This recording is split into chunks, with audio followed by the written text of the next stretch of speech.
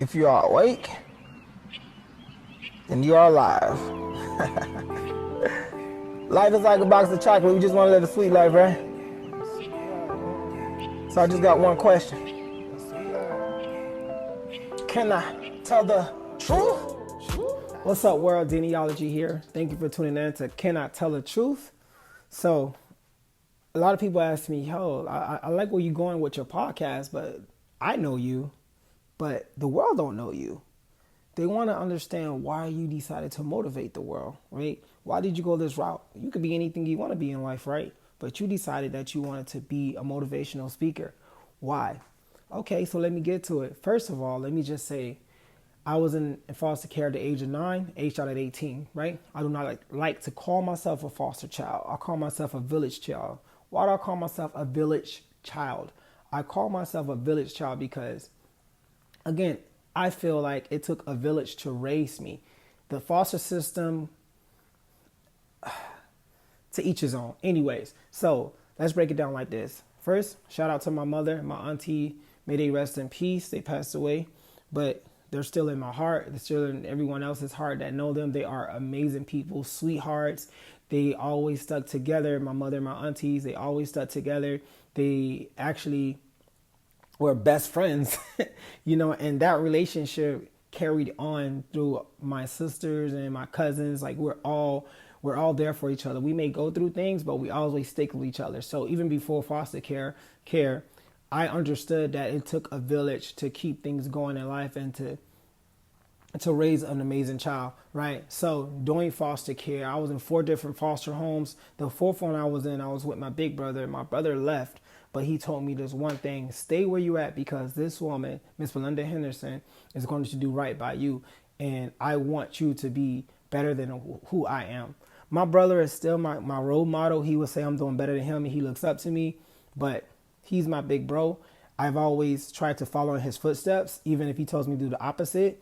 I do the opposite because he never led me into danger. He only led me into opportunity that would better my life and better myself. The only time he ever led me into a situation where I had to fend for my life was when I tried to get him to fight someone for me. And he told me straight up, listen, I'm not here to fight your battles, and I'm not always going to be here. So that day he made me fight that person. I lost, but that doesn't matter. The point was that he understood that I have to fend for myself. He loves me. He he wants to protect me. But at the end of the day, I have to fend for myself. So fast forward, I stayed at this foster home, Miss Belinda Henderson. Months down the line, she found out I had a little sister. Moved my little sister in. So Miss Belinda raised me and my little sister. We love her for that. And one thing that she noticed about me, and she caught on fast, was I had always went somewhere on the weekends, right? It was somewhere that I went. She didn't understand where, whatever, right? But one day she saw me walking, and then she was like, hey, she picked me up. Like, where were you going? I said, okay, I was going to my mom's house. I go every weekend. And funny story about that, I honestly used to get a mango during mango season. I used to get like 1 or 2 mangoes, and I would walk. Let's say if it was like 9 o'clock, I'll get to my mom's house about 1 o'clock, right? I'll hang out with my mom and everything. But my mom always made sure I made it back home to my foster home, right? Because she didn't want me to get in trouble. She understood, like, if I don't make it at a certain time, that they would put me under like a runaway. So she always made sure I got back to the home in time. So I guess around like I had to be home before 6 p.m. or something like that. So my foster mother found out what I was doing because I was being honest with her. Didn't want to lie for some reason. And she was like, okay, let's make a deal. You continue to do good in school. You can see your mom on the weekends, right?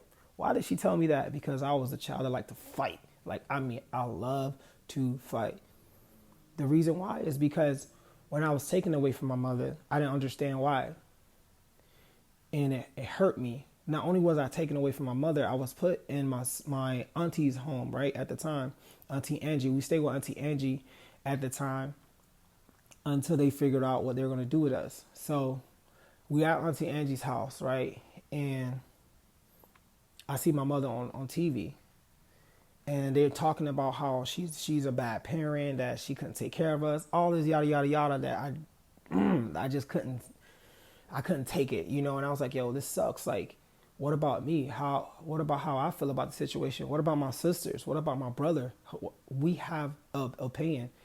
Can we get on the stand and talk about our mother? Because what y'all saying, we don't see that. You talking about a woman that raised us, 5 kids. I'm sorry, 5 sisters, 1 brother, 7 kids in total. You talking about a woman who grind hard, who go to work every day to make sure we have a roof over our head, who makes sure we have food on the table, who makes sure we have a safe house, who every night cooks dinner, every night tells us a bedtime story, or if we're not reading a bedtime story, we watching a show together, all of us in one room. You talking about a woman who made sure we was in a safe environment. What do you mean that she's not a fit mother? What are you talking about? So because I couldn't voice myself, what did I do? I got into fights. One way or the other, you're gonna hear my voice. So I got into a lot of fights. Back to back, just fighting. From 3rd grade all the way to middle school, I'm fighting. Right? But that ain't even work. I'm gonna tell you what happened by me fighting all the time. The system was like, oh, so he like to fight, right? Obviously he has an anger problem. So because he has an anger problem, we're gonna give him a therapist.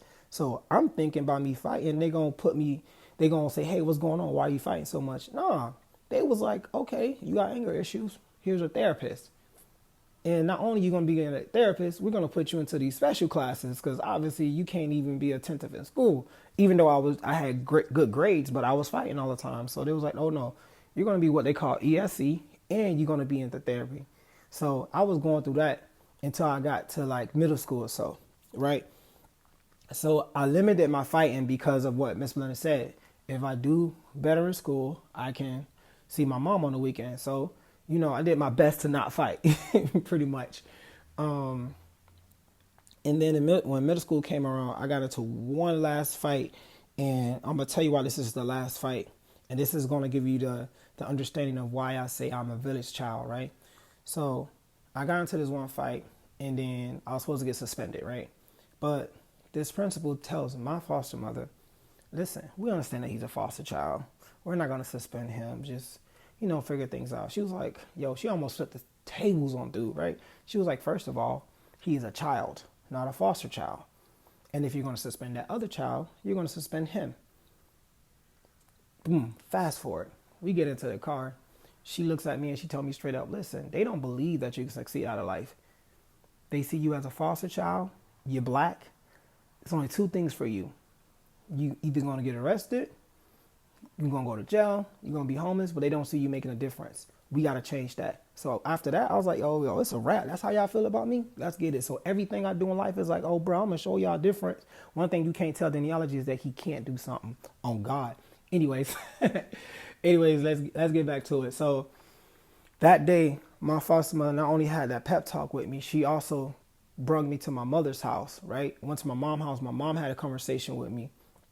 And after my mother had a conversation with me, I see my brother pull up because my brother was like, running the streets with my uncles and stuff like that. But he heard about what happened with me. And so he pulled up on me. And my brother started talking to me and let me know like, yo, bro, the way you going, you ain't really going to see 18. You got to keep this moving, bro. And I want the best for you. I told you to stay with Miss Belinda because I knew she going to do right by you. But you also got to put in the work. You got to do what you're supposed to do, bro. I don't want you out of her house, bro. We don't know what's going to happen if she decided not to keep with you. You feel me? So between my mother, my foster mother, and my brother, so we talk about Miss Belinda Henderson, we talking about Lisa Renee Gilmore, and we talking about Herman Lee Smith Jr. Those 3 came in and just really put all their hard work and energy into making a better me because they understood that like, yo, there's greatness in Danny. There's greatness, and we're not going to let the system tear him down. You feel me? So Miss Belinda put her pride to the side and was just like, listen, I know I'm a great parent, but I also know that this child needs his mother. I also know that he will succeed if he has his blood family around him. So I'm not going to try to do this alone. I'm going to build this community that he needs so that he graduates high school and he becomes the man that he wants to be, not the man that society wants him to be. So because of that thinking, I became a better man in life, right? Because of that thinking, because of the way that Miss Belinda came together with my mother and my brother, because of that, I'm able to be like, okay, my son has a stepfather. I get it. I'm not there all the time. For instance, my son lives in Texas. I live in Miami, Florida. It's so much that I can do as a man in his life. But guess what? I don't really know this guy from a can of paint, but I only know from what my son tells me. It was a rocky road at the beginning, but we came to an understanding, right? So I understood that, hey, listen, I can only pray that this guy be a good guy because I need a good man in my son's life when I'm not around. So I don't know if he thinks that I feel some type of animosity towards him, because I don't. Because I personally, since a child, understood that it takes a village to raise a child. So right now, my son's village is not just me. It's his mother, it's his stepfather, and it's his grandma. They all, let's say all three of them lives in the same house. They're helping raising my son, right? My daughter, I'm not with my daughter's mom, but I understand that some way, somehow, she's gonna end up talking to someone. She's gonna get a husband, and they're gonna have a village, right? So I understand that we all have to come together to raise these kids to be the best that they can be. So we can't be fighting back and forth. Type of, well, I'm his dad, so you have to do this. Well, I'm the mom, so I got no. We have to say, hey, listen, what is the best thing for Eli? What's the best thing for Skybella? And then we come together and we make that happen, man. So me being a village child, I love talking about being a village child because it really saved me from a lot of BS in my life. It helped me to understand that I do not have to do everything on my own. I can build a team that wants the best for me and themselves, and we can continue to make this world a better place. So that's Daniology, baby. I'm a village child. I'm handsome. I'm gorgeous. I'm all that. Thank you all for tuning in to Can I Tell the Truth? It's your boy, Daniology. I hope it helps you all understand who I am and where I come from, man. It take a village to raise me. You feel me? A few shout outs. Shout out to Educate Tomorrow. Educate Tomorrow came into my life when I was about around 14 years old. Shout out to them. They always stayed on my side. Shout out to Cami Fossil. Cami Fossil became my godmother when I aged out of the system. Shout out to my business partner. You know, we're making this world a better place. We're giving back to these young foster kids. Who else? Man, there's so many people I can shout out. I'm trying to get it all in one bubble, but I can't. But I got more podcasts coming. So if I miss anybody, I just want to say, yo, don't worry about it. You're going to hear your name sooner than later. But again, shout out to the world. Y'all be blessed out here. Don't let nobody tear you down. It's only up from here. Let's go.